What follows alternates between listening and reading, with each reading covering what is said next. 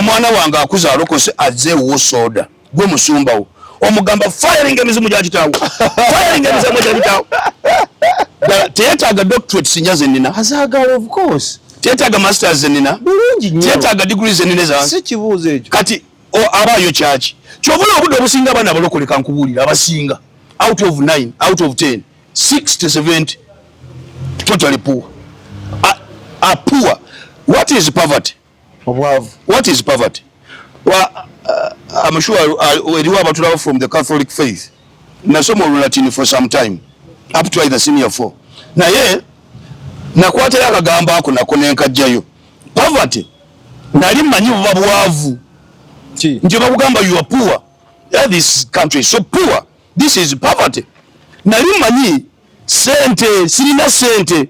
Na chizula luvanyuma siche kitegeeza. Bodda ku budget etymology, bodda mu kigambo kyennyini poverty. Povero, povato, povatum, povero means lack of information to put money in pocket. Export TV to the world.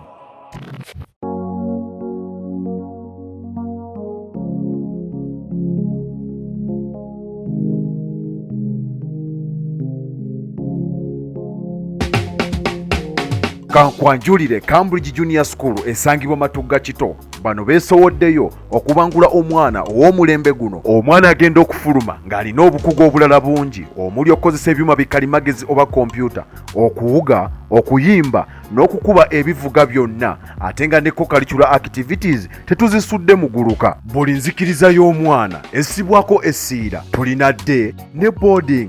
Buli ekikozesebwa ku ssomero omwana akisangako. Abasomesa baffe batendeke tusobola okulabirira omwana wo okumala ebbanga lyonna ne bwe guba mwaka mulamba kusa n'eddekeya eri abannassale. Cambridge Junior School esangibwa Matugga Kito, kilomita emu okuva ku Bombo Road. Okumanya ebisingawo kubira Administrates ku 0773 011412 oba kubira Director ku 0752 52 Cambridge Junior School, a well for knowledge. Country, let me tell you, twetaaga okuddiza Katonda entebe ye. Ate nno mwattu emabega wabeerewo ekyoto ekibeera ba intercessors ababeera basabira. Ekyoto kino okubanga kyaka, ekyoto kyazikira, ekyoto buli bwe kizikira ebintu bisajjuka. Bana abalina okikuma balokole bokka basaamu bakatuliki. Kati nsaba mpuliriza naye akitegeere. Saagala nti ntudde wano njogeranga mulokole. Kituufu I am a Pentecostal, naye message eno ya buli omu. Ya buli omu. The message is for all. Buli ddiini. Ekwata ku mulokole, ekwata ku Mukatoliki, ku Orthodox, ekwata ku Muyudaaya, ekwata ku Musiraamu. Eno message ya buli omu. Tudde ku nnono. Buli ddiini ntuufu ekitegeeza mu Uganda. Eddiini entuufu yeriwa. Sigimanyi. Bible gye nsoma egamba Katonda eddiini gy'akkiriza yeyamba bannamwandu, yeyamba abamulekwa, yeyamba abateesobola. Samize nga bayamba. Kati omanyi obusamize nayo ddiini. Nayo ddiini. Uganda has a freedom of worship. Omanyi ekituletedde wano soda obudde obusinga okutawaanyizibwa.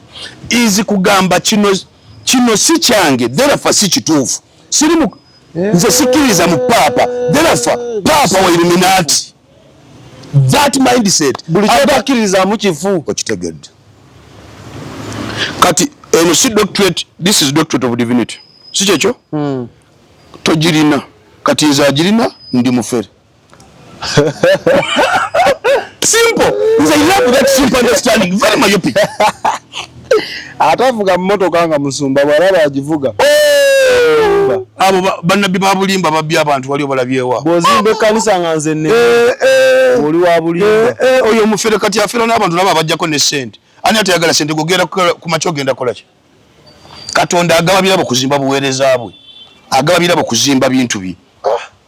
Naye obudde obusinga ekintu ky'otalina ate ogenda kirabanga ekizibu eri abalala. nange banga ku mapesa ngamba mapesa nga mwabasereza nga mujja lwala simanyi bichi exactly nebo nafune na atema mapesa ojitegedde twale liye police tuline waffe yo Jenva sijja kuwagera kifo kubanga abantu bajja kutegeera omujogerako ne kale waliwo minister omu yali agamba abantu bewaabwe temukkiriza amasanyalaze ku jeno amasanyalaze e Kampala gattanya abantu temugakkiriza kale ginonye naye kwesanga abantu babeera mu kizikiza myaka na myaka okutuuka bagamba nedda nze mbeera Kampala nga teganzita naye baayite bafa amasanyalaze gajja era nga bafa amasanyalaze bagaleeta abantu bebakizuula nti yali abalimba tebamuddamu kumuwa kalulu kwaddeko minisita Matiya Kasaija era kati minisita abakiikirira sijja kwogera yali abyogera ne kati minisita ngamba minisita Kasaija kati yasikirira abantu n'abategeeza nti amasanyalaze tegagenda kubatta kubanga naffe getubeeramu yakukiikirira alina wakiikirira bannaye mwagala kano akiiki alina wakiikirira yagamba ki economy yagenda Uganda tujogeddwa ne lwaki tujogeddwa tunuulire ekintu kyovala bansaba Mukama abasiraamu we bali badde ku nnono ey'obwakatonda which says for God and my country tudde ku divine values of forgiveness bannange tuyige okusonyiwa tuyige okwagaliza gwe bw'ogaggawala tuyagala balala bagaggawale oyagala obeerese eggwangemu mu nsi bw'ofuna tuyagala balala bafune asifu bafuna batwala ezizo wewe nedda bannange leka tukole ekyo nedda amazima ne baleeta ssente ez'abakadde n'ozibba ne baleeta amabaati g'omwavu n'ogalya n'ogatwala nedda saagala googerako kubanga nena gusigamanyi naye nze mwaba biteeka mu mawulire waliwo agaali gagenda eggulu abantu bagekangani nyesa amazina gekanzi gadiga ne mwatu nange ndi mukuzimba amasomero eyo mba amabaati ago kubanga nange nga amabaati gekanga gamba nagasanga mu lujja ninga mutemwira mulaga mwingire mu store kati owulira kati ekyo kyoto kya bulimba kyowolaba mbadde nsaba Katonda tudde ku nnono ezo abooluganda ekintu kyenjogerako kitwala Katonda kitwala obudde kitwala okutegeera kyovolaba nze njiise campaign NAC National Altar Restoration Campaign sumbo naguka nagusedda gusukulina nagusedda bayidawezi muko wonyinyodde ekintu kino byebimu nange wentulaawo nenzikiririzaamu ebinnemesa n'okugubako amadini nze no lyenjagala ngendo nga buli omu asikazawa asawa ate nga Katonda gwe tulina okukkiririzaamu osanga omuntu mu kkanisa ng'awolereza nnyo musumba okusinga Katonda musumba wali okirabyeko nanti ekyo nakyo tikyalibadde kibi kubanga mu muntu oyo musumba mwalabira Katonda naye obuzibu bubuno nze kambukubuulire no respecting your pastor is divine is an elder kyabwa Katonda nnyo enjawulo yiino soda giwulirize bayirawo emibirizi Peter so kitole yes mutuufu Katonda is a spirit n'abamusinza mwoyo na mu mubiri naye omuntu oyo Katonda wamulabira mu musumba we ate yamanyi gyamujje soda bw'oba tolina buyinza butuuza bantu ng'omulala baatuuza ne bamuwuliriza ne bakyuka shut up your mouth if you don't have the power bw'oba tolina maanyi gateekawo order ng'ey'obukatoliki bwe gyateekawo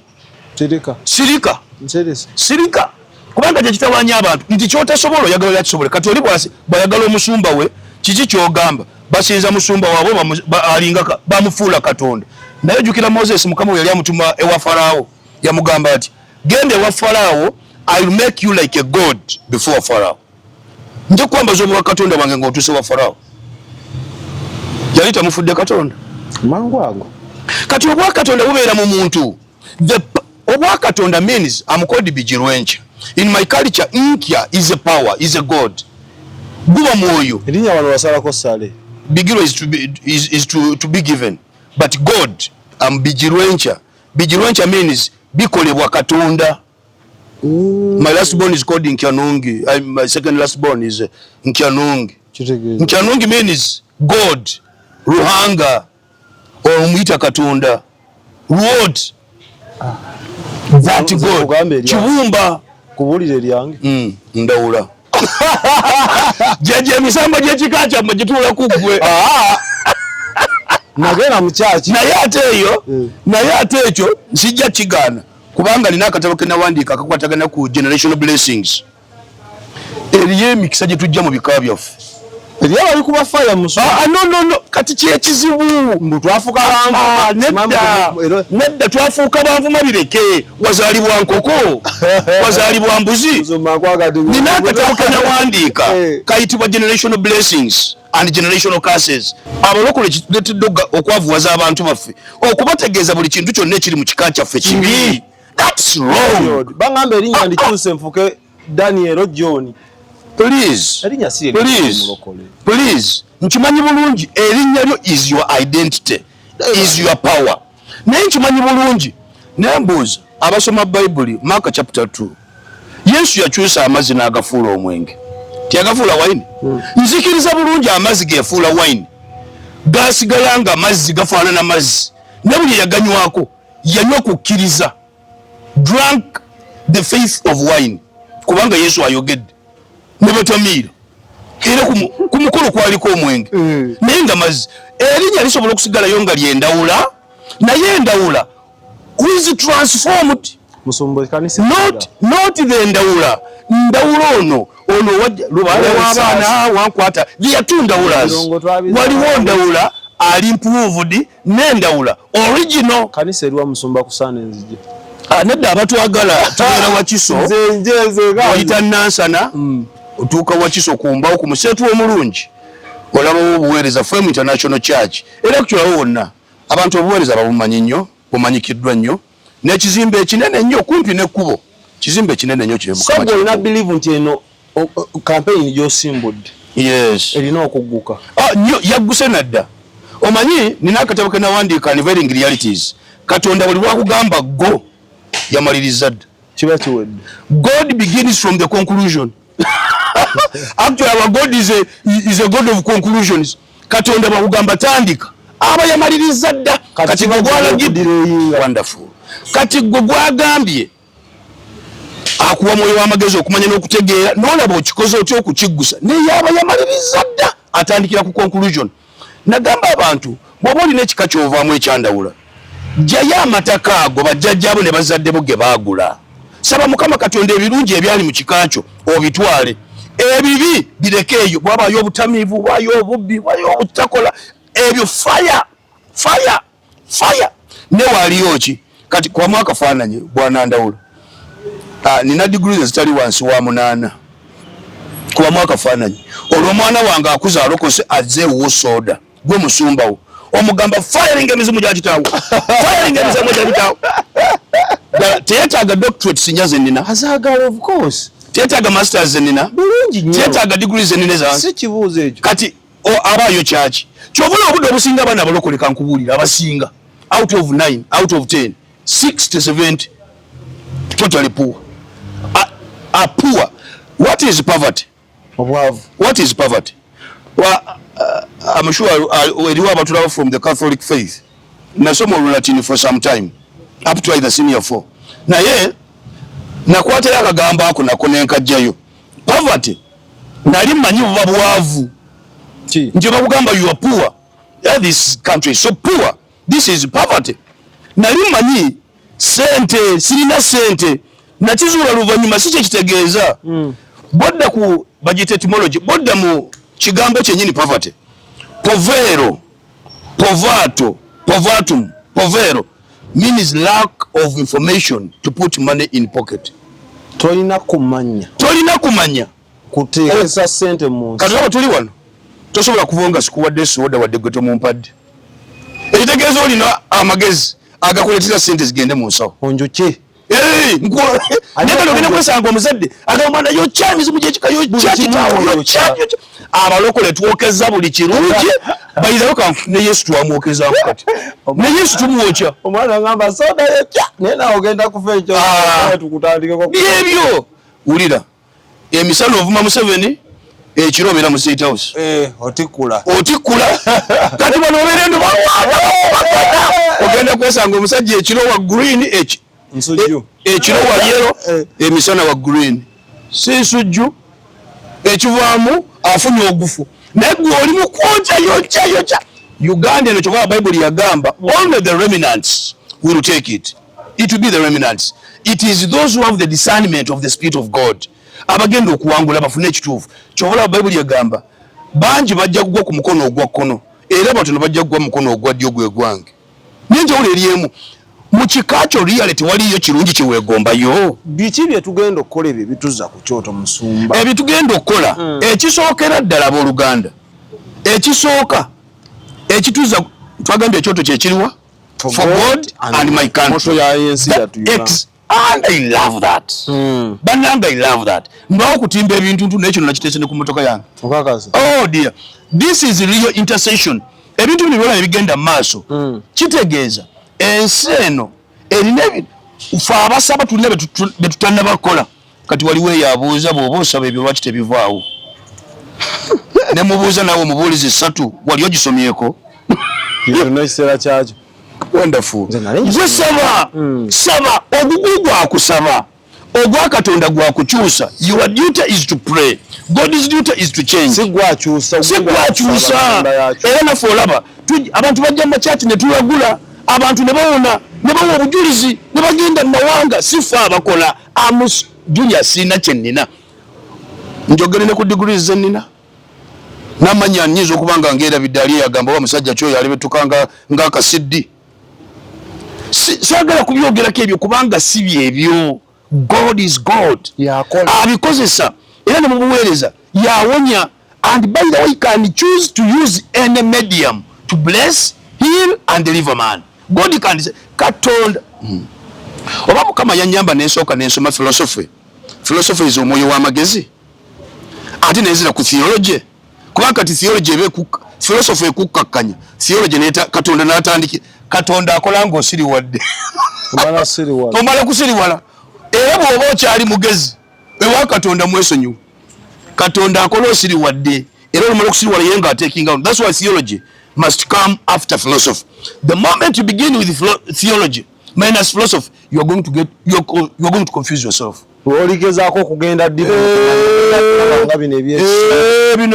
You may become even an atheist. No gamba bali bakulimba. Nemo otegere enkola ya Katonda ate yumwattu ekuyamba. So okudda ku kyoto kino tugende kola tukulabanga tuzimba ekyoto kyafu.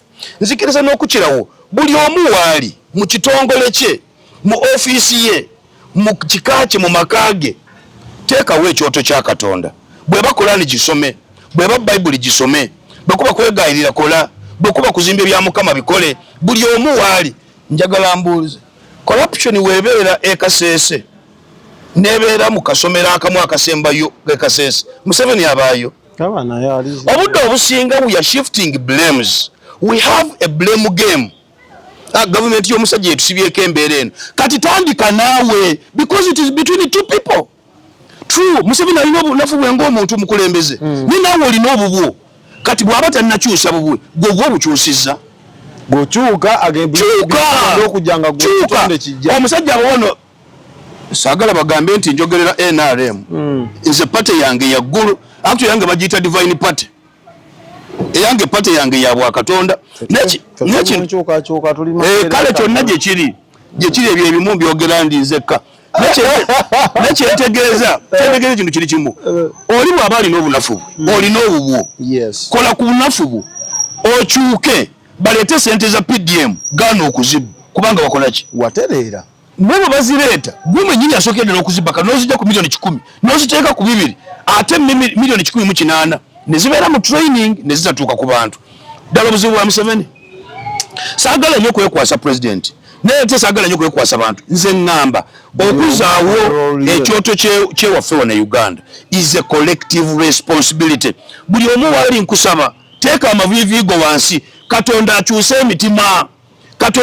emitima munzikirize nsoma olunyiriri luno munanzikiriza bannange tulusome eyaba okuteya luzungu naye kampite mu Luganda n'okumpi nange nsobola ogikyusa n'engisoma ne mu Luganda naye Bible egamba bweti 2 Chronicles chapter 7 verse 14 Chronicles ekyemirembe ekyokubiri meka esula ya 7 olunyi lwa 14 olina ey'Oluganda bulungi nnyo wonderful nze nsoma ya luzungu osoma ya Luganda yes kati ey'Oluzungu agambe bweti if my people who are called by my name will humble themselves bwe banietowaaza si kye kisoosa ate wulira atandisa agamba if my people abantu bange abatumiddwa erinnya lyange for God and my God. Wonderful. Ate gwe nkwagadde nja kuwayo ekyebbiri Musumba Kirimya. gwe nkwaga abatumiddwa buli muntu Uganda abeereko maaka ya Katonda, ekyoto kya Katonda. Buli wogenda osanga mu kifaananyi kya pulezidenti, osangamu eŋŋaali, osangamu embulemu yaffe eno. It means tutumiddwa erinnya lyani? Lya Katonda. So abantu bange baneetowaazanga, wulira ekiddako and pray. Ekitegeeza ne bakola ki? Ne basaba. Essaala ekyusa ebintu soda. Essaala erina amaanyi. Eyinza obutatwala obudde bungi, n'essaala gy'osabye mu kukkiriza ekyusa ekola. That's why nsaba Mukama buli lw'osaba essaala ekubikkulira, ekuwa okwolesebwa, ate n'ekuteekako omwoyo w'amagezi. Know how to do what you're supposed to do. Kati banaakyukanga ne basaba, wulira ekiddako, ne banoonya feesi yange, and they seek my face. Kati okunoonya feesi ya Katonda kuyinza okubaamu okusoma, ogenda n'osoma, okwebuuza kuba kusingako, okunoonyereza. You are seeking God. Wulira ekiddako, and turn from their wicked ways. Awo tuli wicked ways, bino byonna byolaba tokya kuvuma, disrespect, ja ebyo that is wickedness. Katonda agambye ebyo byonna bwe munaabyeyambula, then I will hear from heaven, I will forgive your sin and I will heal your land, Uganda. Ate wulira njagadde nnyo Olugendo lw'15 nalwo agambye now my eyes. Kitegeeza Katonda alina amaaso gange. Okitegedde? Kati abagamba kano toyogera, please mulimbye Katonda muntu ayogera. Agambye kati awo amaaso gange will be open and my ears will be attentive to the prayers offered in this place. Eze bannange nyirizo ali eyo osobola okwongera n'okusoma neweeyongera bya mirembe. So tuteekeddwa okukola ebyetaagisa Katonda alyoka atusonyiwe, Uganda agize ku ntikko. Tuteekeddwa okubaako emabega nga tukuma ekyoto ekyokusaba, ekyokukola obutuukirivu n'obutali obutuukirivu. Tuteekeddwa obukola. By the way, we must do right. Tebiiko ddiini mbunze ndi waki tudde ku nnonene ya for God and my God. Oba oli mulokole, oba oli mukatoliki, oba oli musiraamu, oba oli muyudaaya, oba oli muki, waliwo eyakuwa omukka gw'ossa. As long as you are a Ugandan. As long as you are a Ugandan, the altar of Uganda is for God and my country. The altar of your company, XP, Gojimanyi. To the world, XP TV to the world. Ekyoto kya NUP is people power. Si ekyoto kyamu. Ekyoto kya FDC.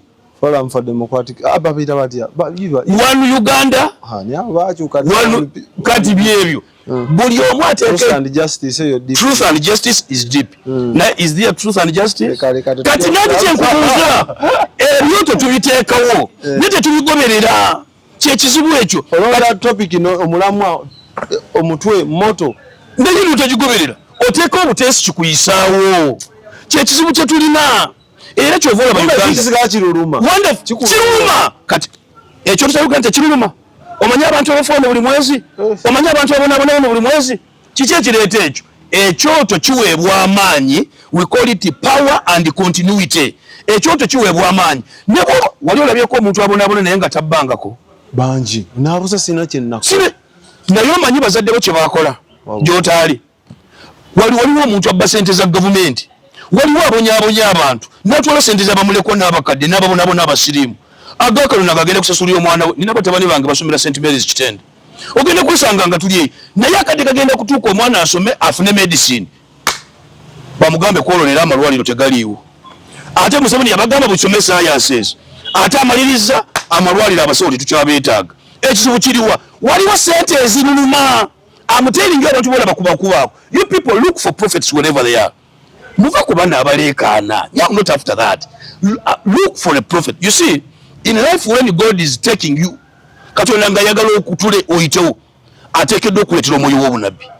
Omwoyo w'obunabbi yakulengerera mu maaso. Is a torch. A prophet is a torch. Kati gwe oli wa ddembe, oli bw'awulira ekigambo prophet, that office, abo baabulimba. Immediately.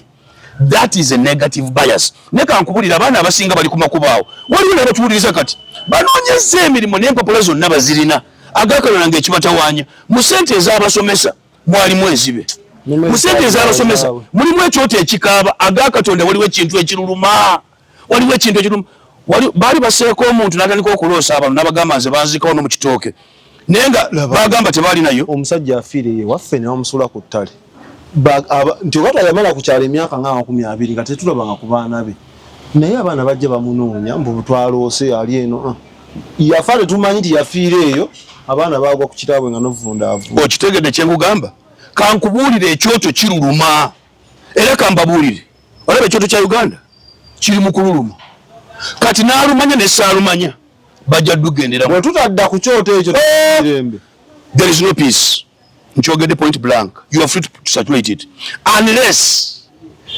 abantu abatumiddwa erinnya lyange bwe baneetowaaza ne basaba ne bakyuka ne baleka ebibi byabwe nange nja kuyimira mu ggulu mbasonyiwe ate mponye ensi yaabwe bwe baba tebakikoze ensi tegenda kuwona ensi tegenda kuba mu mirembe tujja kubeera mu kudduka kwata saalumanya ne naalumanya ne kati fe abakitegedde mukama yeebale era soda mukama mwebaza nti eggwanga njogedde gye riri kano kaki muso kaliwo kuba alaba abantu abo tujja kubaddira tubakomerere batikka ebingi bavaako ale tejja baba bingi nnyo njagala ombulire kano kaki then tugengeri gye tuwumbawumba ate nze bingi mukama yabimpa era yabimpa ate ndi mwetegefu okubiwa abantu people who are objective now kati nine ebbaluwa gye nawandiise wano nga it is an individual or group national altar restoration prayer moment mu bbaluwa eno ngenda giteeka mu different media houses ne masiizi ag'enjawulo ng'asaba abakulira amasiizi ago bafuneyo moment ne baziba ddakiika 2 ne baziba ddakiika 3 beebuulirire ku kyoto kya Uganda ku nnono ya Uganda which is for God and my country gyenva okunnyonnyola kati omutwe guno Uganda tugize ku mutwe gwayo actually olina motoka mukama agenda nanti ontuseeko kati ojja jivuga kifuba oteekeddwa jivuga kifuba ojja bifuna kifuba kubanga mukama yatugamba ensi n'okujula kwayo byonna bibye ate abiwa abaana be kati emmotoka eyo bw'ebanga etambula bubi ogitwala ku kyuma ne bagikola alignment alignment yayamba omupiira gw'emabega n'ogw'omu maaso okutambulira wamu kati omupiira Uganda empiira gyaffe egy'omu maaso gitambulira ku ddyo egy'emabega gitambulira ku kkono it's a disalignment kati bwe tunadda ku byoto kuno ne tufukamira ne tusaba please family yo oba ku mu office yo oba mu kanisa yo oba ku media house yo sooka weebuuza ekintu ky'okola kiweesa oyo akuwa omukka ekitiibwa bakuyita John nebyokola biraga ndawula kiwanuka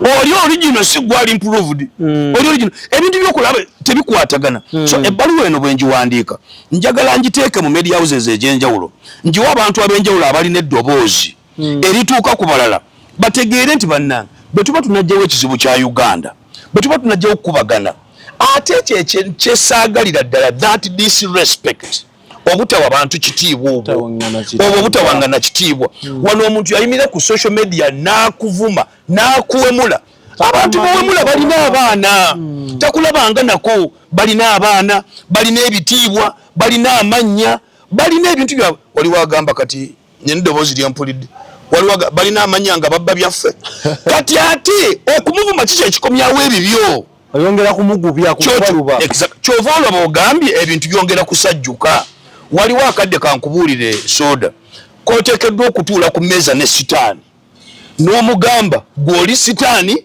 nze ndi mwana wa Katonda nga muli ku mmeeza nga tomutidde lwe lutalo lwendaba ku Ssaabakabona ne Apostle Grace Lubega lwe lutalo lwendaba ku gundi there is a moment where you have to reach on the table ogambe sitaani kino kyokoze Ssaabakabona yayita abaana babasamiza abaw'omukisa gw'abajjajja bannange ekisawe ne kijjula n'ekibuuzo kiri kimu soda gwe wabayita kati oli ovuma waaki I'm not saying Ssaabakabona is right but I'm only saying have you done your part nange ebintu ebizawanya kati ekirala kiri kimu ne bw'obayita tebajja lwaki bamanyi oli muvumi tebagenda kufuna wonderful abantu banoonya babawangulira akkirizagana lekayo abantu batabanguse abantu banoonya kubeera bulungi bw'oba tolina solution eri abantu bajja kwenoonyeza solution olaba wano wetuli olaba wano singa tuteekawo jjinja oba kirabika banywerawo nebbi singa tebanywerawo ne balinnyo obusubi buno wagenda kumerawo obusubi ekitegeeza oba oyagala obusubi oleme okumera teekawo ejjinja bw'oba abantu tobayise tolina solution gy'obawadde katonda gw'obabuulira tebamutegedde katonda gw'obabuulira wakuvuma katonda gw'obabuulira wakwemulisa katonda gw'obabuulira tebamutegedde let people look for solutions ekyo nze kintabula not because I'm supporting the witches not because I'm supporting because we're in the same anointing with the Apostle Grace Lubega. I love him really. I have no problem with him. But the problem is, lwaki abantu tobakwata bulungi n'obayita ojoba w'omukisa nabo ne bajja. Because bana abeera okati bajja makutu. Ate kkirizaganire lekayo. Uganda eno yonna si ya NRM. Ate yonna si ya NOP. Si opposition. Kati kkirizaganire lekayo. Si buli omuntu mulokole. Yeah. Ate si buli omuntu mukatoliki. Ate si buli omuntu musamize. Tuli batabule. How best can we live harmoniously? Wali wagamba naye enkoko eneebeera etya n'embizi. Nze ku makya nalabye ente z'ewange n'endiga ne actually wazzeeyo n'akamyu. Nabaddewo bazibadde buza kunkomberera nga ndi mu kiraala awo. Naye kimu tekyafuuse kinne waakyo. How can we build the national altar of unity, development, transformation, and best of it all, respect and honor? Abantu tuwaddenga ne tutya ekitiibwa. Tukiwanga ne tutya. Kino kigenda kutuzaayo bwe tubanga Katonda tumuyita taata. Bwe tutandika okugamba ffenna Katonda, our Father, oh Father God, our Father in heaven. It means oyo taata. Tumuwe ekitiibwa. Kati buli muntebe ali mu ntebe eya taata ateekeddwa okuweebwa ki? N'ogenda kwesanga omwana gw'ogulira soda yakuvuma. Gw'owerera yakuvuma. So that's why nsaba Mukama n'abaana bano abasinga betunateesa olupapula luno basooka batunuulira ekyoto kyaffe ekya Uganda. Kyemmanyi amakanisa mangi gakola prayer altars, worship altars. Yes, ebyo birungi. Actually, those are subsections of the major altar. Naye ekyoto ekirala nze njogera ku kyeggwanga please. Soogera ku kyewaffe Western Genva, soogera ku kya Buganda, njogera ku kya Uganda as a mother for God and my country. Sigamba kya Buganda ekyawa ne kya baffe Kabaka. Sigamba kyewa mweyo wonna wooviira. No, njogera ku kyaffe wonna Uganda. Era asaba baka buno Mukama n'omukulu w'eggwanga abutuukeko nti people in Uganda must get back to the divine values. Ne mwe abasumba nga mwe abakyasinza okufera abantu. Mwe abakyasinza okulimba abantu. Nesoda wali okitegeereza nti omuntu akufera abakusinza magezi. Kati gwe kikuleetera omwaveera. Kati gwe kikuleetera okubeera omwaveera oba obuliddwa magezi. I'm telling you, there is a full angel God has assigned to solve problems. Gwe Katonda buli bwakuteeka mu ntebe y'obukulembeze, you are a problem solver. Oliwo kumala bizibu by'abantu. Luno ngenda kusigaza. Luno ngenda ddukulekera. Luno ngenda dduku. Nange ntandikira. Otandikiraawo naye ng'ekintu kiri kimu zaayo ekitiibwa kya Katonda waggulu. For God and my country. For God and my country kibeere kyoto, kitegeeza abaana bo, kitegeeza ekkanisa yo, ate n'ekirala kano kagende eri abasumba. Bwe tubanga tetukoze kimu kitugatta ng'omubiri gwa Kristo, ng'obulokole, ebibiina bikyasituka bingi mu bulokole, okubagana kukyali kungi, gano amateeka nti simanyi omusajja kati omulokole awasa abakazi bameka, simanyi abasaba bijja. Is it the problem of Uganda right now? Is it the problem of Uganda? Tuli mu kiri bwe tuba tetuze ku mmeeza ne tuteekawo standard yeyaffe ng'abalokole guided by the Holy Spirit. Omanyize soda ekinnemesa ebintu bya Katonda bino okubigendamu ennyo n'okuteekawo kind of decrees. Ebintu ebirimu faith, ebintu ebirimu omwoyo omutukuvu mbigenda mpola, naye Katonda kasita akimbikkulira oneekuuliramu mulago. Kasita akindaga bikkuliramu mulago onfuukira akayinja mu ebintu ebirimu omwoyo bizibu byakuteekako mateeka. Era kankubuulire buli muntu yenna atataaganya omwoyo wa Katonda aga Katonda akolimiddwa mu mulembe guno n'oguliddako n'egiriddako. abakolimiddwa abateeseewo ekyoto ekigenda okumenyawo amakage kimenyewa ezzadde lye juzi nalabye mutabani w'omugenzi Obote ng'agamba ayagala kwesimbawo ekawempe oba wabiwulidde neze nabirabye nabisome mawulire abana bamugamba gwe kitaawo yatutta wano yatta n'abazadde baffe nawe oyagala kututta kakati yali nawo bambi omwana yakola musango ki naye ani yakuma ekyoto ky'obusi taata obudde buno aga Katonda waliwo omuntu akuma ekyoto waliwo omusumba ntunuulidde obeera katuuti ng'ovumba banno simanyi ogwo owoza nti nabbi wa bulimba simanyi oyo mufere simanyi oyo ki akadde kajja kutuuka omwana wa buli owokunywa ojja kuba toliiwo naye aga Katonda ojja kusaanawo respect what you cannot do manya waliwo asobola okikola kyotasobola waliwo asobola bannange kyobola Bobi Wine kyemwagalako nanti mukyalo wange bamuyita Namuleme oyo mukodoli wange kyenamwagalako yagamba gavumenti oba temuze tuyambe ekamwokya mu ghetto kati ghetto ejjagenda mu State House kiki kyolaba let me tell you akadde gwekali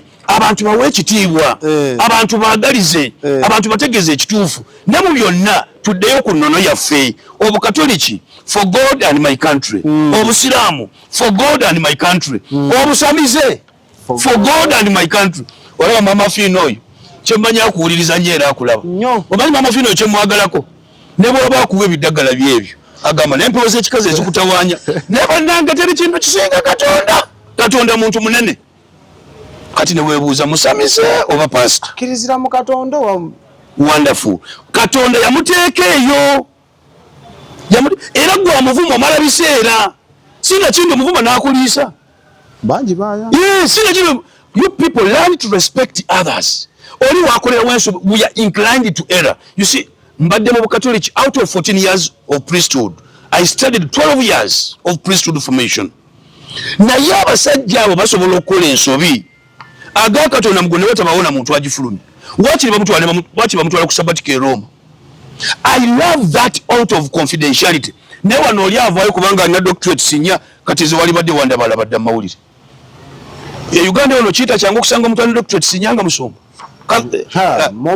nyumba nengezigezi abasomye nnyo era nakikubuuza wali eri nti omuntu abasomye nnyo nga bagamba baweebu tebasaamu nnyo bya Katonda kati nze simuwa kitiibwa kyobola ne banali ngatibwa nagende wa Professor Kayuwa nagenda Professor kubanga kati oyo nategeera anointing yange agitegedde alina ambassador awards nange nzirina alina doctorates nange nzirina kati nagamba kansooke ngendeko omuntu kubanga oyo jagamba anedde abo bagezi bugezi ekirabo ky'omugezi Katonda yakigaba sitaani yakigaba Katonda agaba ebintu bisatu ebikuwanguza nabyo bikwatire ddala okumanya okutegeera amagezi bikuwanguza era Bible yagamba Proverbs chapter 4 verse 4, 5 and 7 nti amagezi gakulwanirira ate gakukuuma so gagalenga tegakuvangako buli wagenda kuvangako ogenda kubula kati oli obutamanya ate abugattako ekirala. But in life, let me tell you, if you ever learn to respect nogamba kino sikisobola nesobola chiga kino sikimanyi gundi akimanyi leka mwebuuzeko ekikola ati ojja kuba owangudde. Life is not about competition, so that you compete with me, I compete with you over what? Tuli banjawulo. So buli omu ateekeddwa okubeera mu mafuta ge, buli omu ali mu lubimbi lwe. Obulokole tulimu olubimbi lwaffe tutuule tugambe tuzimbye tutya ekyoto ekyawamu. Musumba Kayanja, Musumba Kakande, Musumba Senyonga, Musumba Anise, Musumba Ngono wakana nono Musumba Bujingo, Musumba Bujingo, Pentagon yatukolera Pentagon kati oletaba ye mbali nangai nedda kati abasumba bonna mbagala nnyo. Manyi lwaki mbagala nnyo? Ekisooka nasooka nemba bumanga ndi mu Bukatoliki nga saagala kulira mbuzi ezo, saagalira ddala, naye matu mwoyo bwe yantuukako nendabira ddala abantu Katonda be yeerondedde ku lw'ekitiibwa kye. Nekyensaba singa batuula, kubanga ekituufu bakitaffe mu kukkiriza, bakitaffe mu bulokole, bakoze kinene nnyo okukyusa abantu mu Uganda wano. Singa batuula ne bagamba naye olaba okuva leero from henceforth tulekerawo okweyuza, tutandika okukolera awamu. Tulekera omuntu bw'agendewo Musumba Kayanja asabe bulungi, bw'agenda Musumba Bujinga asabe, bw'agenda Musumba Kakande asabe bulungi, bw'agenda Boloni asabe bulungi, bw'agenda naye gwe bwagenze wano oyo agenze wa malaya, oyo mubbi, oyo wabisiyaga, oyo mulimba, oyo bwati, ono ye mutuufu. Omutuufu yaliwa era omutuufu bwe buliwa. Amafuta Katonda yagaba gwe omuntu omu No, God has anointed different people for different purposes. Era nze nja basaba bonna we bali sumba basinga batule bateseze Uganda Pentecostalism bagiteseze ekirungi ekigenda okuyamba ezzadde lyaffe ekigenda okuyamba eggwanga ate n'obulokole bwennyini buzimbe ekyo ova mu bino simanyi mubiri gwa Kristo simanyi biki ebyo omubiri gwa Kristo ogulabawo ebyo even any fool can speak that but can we sit on table and draft something that helps obulokole okubeera obumu nti olini bwa okimanyi bulungi kati fe abasumba sitaani tiyetaaga natukuba fefe nyini twafuuka sitaani ate kati bali abalala be-exploiting our disunity be-exploiting okuleekaana kwaffe n'okuvumagana kwaffe naye kati ebyo byonna singa bivaawo ogenda kulaba nga tufuuse ekitole kimu tutambulira wamu kubanga let me tell you teri bugagga Katonda bw'asimbye mu nsi muno nga bw'ateesemu muntu akola ekirungi okwagaliza obulokole kuba kukola kirungi salvation kuba kukola kirungi Yesu yakolanga birungi kale bw'oba olabye omusumba nga ali ebisiyaga Yesu teyabirya bw'oba olabye omusumba wo ngatta abantu nawulira omusumba ono ng'agamba ne pulezidenti abantu balina amalaalo mu kkanisa zaabwe kati bw'eba gavumenti ya Kenya oba Uganda Rwanda ekukwata bulungi ogiraga amalaalo wegali ddala oba ddala mwegali naye obukyayi obwenkaniddawo let me tell you abantu abasinga emitima gyabwe ni gyakyawo soda omuntu asobola okukukyawa n'akukuba ekigambo nagamba lawe omwana oyo akasikini nga bekanyirira bali babisiyaga kati ayinza okuba omusajja n'abeera ne sikini enyirira bwetyo abo bagyeza abisiyaga Mukama yeebala aleese Trump ebyo nabyo alina engeri gy'agenza abikkakkanya musumba nga tuwunzika tujasinkana olundi mbadde nsaba abubaka owumbewumbe nga tusiibula oba n'ennamba yolifiro gigaba abantu ogibawe in case of anything. Mukama tumwebaza ku lw'akaseera ke tubaddewo abatuwuliriza n'abatulaba naye buli omu atulaba n'atuwuliriza essaala yange eryemu ebigambo bye njogedde mbivunaanyizibwako si bya X media mwoyo kyantuma kyenjogera era nsaba buli awuliriza akantu kano soon tujja kablastinga ku mikutu egy'enjawulo National Altar Restoration Campaign nti buli omu mu ddiini ye munzikiriza ye adde ku kyoto ky'eggwanga tulabe obubbi bwe buneeyongera tulabe obutawa abantu kitiibwa tulabe obutemu tulabe tocha tulabe obubbi bwe buneeyongera nga buli omu akoze ekituufu nga tetuteese what is called the branch syndrome oba leaves syndrome omanyi tuva ku mulamwa ne tudda ku bikoola ne tugamba ebikoola bino bigaanye okuleeta amazzi nidde ebikoola byebisaka amazzi mu ttaka z'ensonga zetulimu ensonga gyetulimu eya Uganda wano ekyoto kyayo is for God and my country leka buli omu addeyo ojja kulaba emisala gy'abantu nga mirungi akawunti z'abantu nga nsanyufu emisolo nga gikola giteekeddwa okukola ate ojja kulaba nga tutambulidde wamu then nga mmaliriza era nkiddemu nga nkisaba abasumba abakulu abatusoose mu bulokole nze siruddeemu nnyo myaka gyange mitono nnyo mu bulokole tho Mukama byatukozesezza mu bulokole olaba ebitongole bino byonna bibale biri bimeka 1 2 3 4 5 6 7 8 9 10 11 12 13 Mukama abituweredde mu myaka 8 gye n'akamala mu buweereza ate byonna biri active byonna bitambula byonna weebiri ne lwaki Mukama akasente kampa sina musala payroll gye mbeerako yaggulu yes akasente Mukama kabandeetedde making sure nkateeseewo nteereddewo abaana bange kubanga bangi bensomesa ku matendekero university ez'enjawulo courses ez'enjawulo secondary primary nti bwe bamaliriza bagende wali bakole ku ddwaliro bwe tukozesa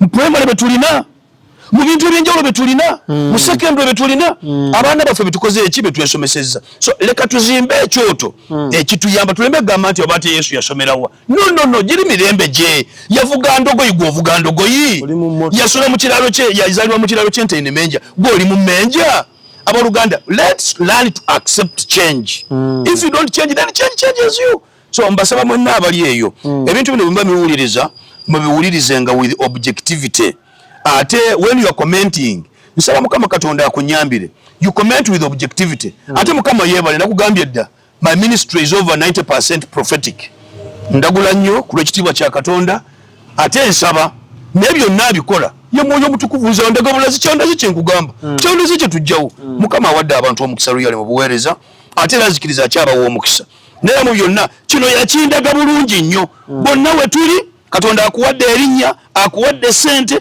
akuwadde ekitiibwa akuwadde omwaganyu akuwadde akazimba munno tokakozesa kuvoola munno tokakozesa kuyisaamu munno maaso kakozesa okuwaya kuwa omukka ekitiibwa otherwise you are building an altar that will repulse your generation and generations gye bujja waliwo kyojja okusiga abaana bo bakikabiremu amaziga oba nawe ng'okyali mulamu okikabiremu amaziga ojja kutambula naye ng'owunya naye ng'ekikwetera okuwunya bigambo byo kazindaalo wakakozesa bubi njagala nnyo omusumba Kayiwa oyo Simon very educated man but very respectful musumba Kayiwa awa abantu ekitiibwa Professor Kayiwa I salute Dr. Silia I salute not because beboka bonna bamusumba Bujingo omanyi musumba Bujingo yanja tuzo obulokozi nga asomesa ku university ku Bati Valley nali mu staff room ku university nga ngenda kunywa chai ng'obwavu bunnuma amusajja n'agamba waliwo abamu simanyi mwepanka nti mulyeyo mukola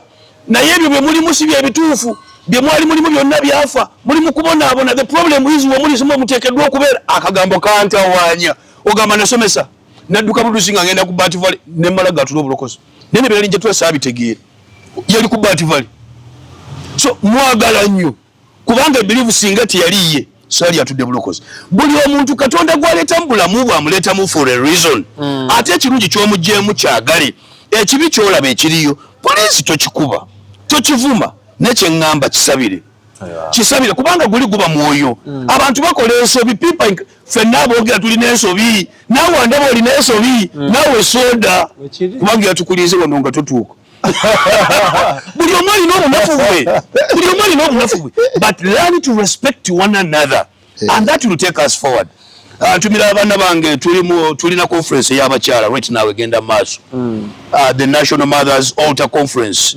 kyenzikiriza senga Amida yatuuse dda mu kutwala abakyala maaso n'abantu bangi weebali era oluvaano gyenziruka ne bonna abatuuliriza namwe n'abagenda okuwuliza ODN Mukama bampeera omukisa sangibwa Wakiso Fame International Church buli wotuuka Wakiso obuuzabuuza ew'omutume Dr. Julius amanya bampita mangi abamu bayita ambassador bayita prophet but I'm apostle doctor omanya bwa doctor obu to avoid academic plagiarism omuntu asomye ekintu kye muwe ekitiibwa kye bw'oba oli professor nkuyita professor bw'oba doctor nkuyita ani kubanga mu butuufu bwakyo nga wamuyise ekirala kyatali asobola okukusiba mu mateeka ne bakusiba bwe mba afuna certificate zange za doctorate ezo bagamba with all rights and privileges accruing from this zonna zizo so okumpita doctor oba tokoze ensobi abaana okumpita ambassador tebaba kubanga babintikira byonna mbirina and by the grace of God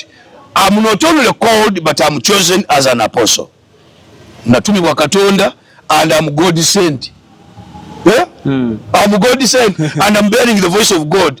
This has been the voice of God and you have been in worship. So abatuuliriza nsaba Mukama abakozese atayongera okubawa okuyayana kw'emitima gyammwe naddala mu abalina ebirooto ebimu nsi eby'omwoyo Katonda abalina kyayogera jangu ku Fame International Church Wakiso funayo akaddo gy'osisinkane. I believe your life can never remain the same. Bundi ndabye abaana abalinnya ennyonyi ne bajja Katonda abakyusiza obulamu. Ndabye abantu abakuŋŋaanire Katonda abakyusiza obulamu ate amazima nga akikoze. Kyova olaba bwebaza for that grace. Mukama yeebale nebaza ba Expo Media. Ndabala okunkyaza kubanga ebintu bino ekituufu nsookedde wano okwogera bino. Nsookedde wano eggulu limanyi naye nsookedde wano publicly okwogera bino. So nebaza nammwe okunkyaza n'okubaganya ebirowoozo ku bintu bino. Nereka ffenna tuddeyo todda mu kuyomba nti ate ffe tulina ekyoto kyaffe ekyewaka tulina ekya family byonna birungi but I've come to talk about the national altar, not family altars, not village altars. Osobola okumpita olulala ne twogera ku byawaka ne twogera ku by'obuweereza ne twogera ku by'ebirala ne kati njogedde ku ggwanga lyonna erikulemberwa President Museveni tibwabulwa though he has president's advisors like full figure. So toyanziza nnyo bwe bigambo bw'olaba nga byayogedde because sense genda mu comment section ogambe nti soda oyo bamutwongere akomewo kyemmanyi ajja kudda aweereze. So kasheyalinge kaweeko ne munno obigambo bya nsonga okusinza nawe ku byenfunyeemu for God and my country. So ngankulu. So for now mukama batukumire. Bye bye. Wonderful. Export TV to the world.